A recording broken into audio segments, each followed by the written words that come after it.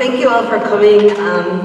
Thank you, Jan, and thank you, Karen, for your great hospitality. It's great to finally meet Adrian and to see Nick again. I haven't seen him for a really long time.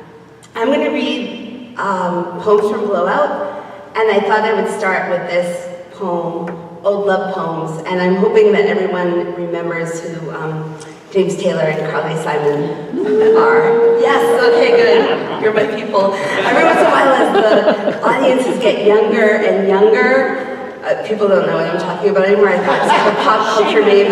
I know. Well, I was teaching a poem recently by David Trinidad, and it's he's listening to 45s on a photograph in his room, and I had students, write a response paper, and they said, "Oh, it's just, what a sad poem, and I just don't understand why he has all those guns." And I thought, I am so old. It was horrible. It was horrible that, no one knows what a 45 is anymore. It's me. Okay, here we go.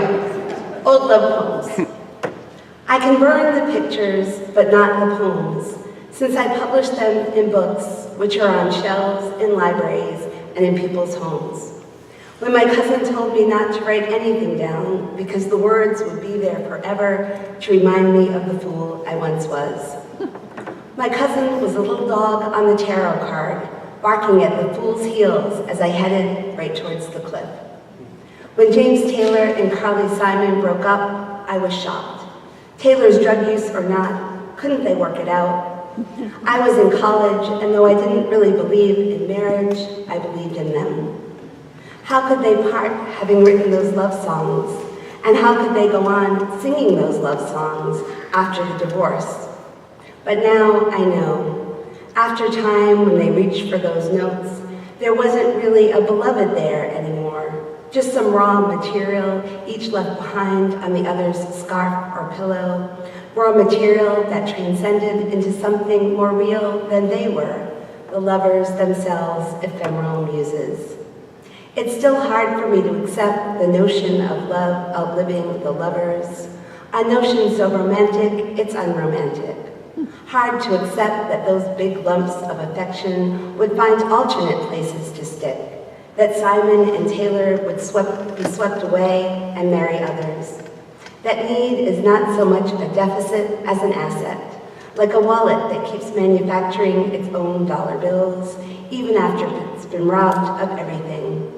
Or to say it another way, the plant that will bloom despite being uprooted, the new seedling that will pop up.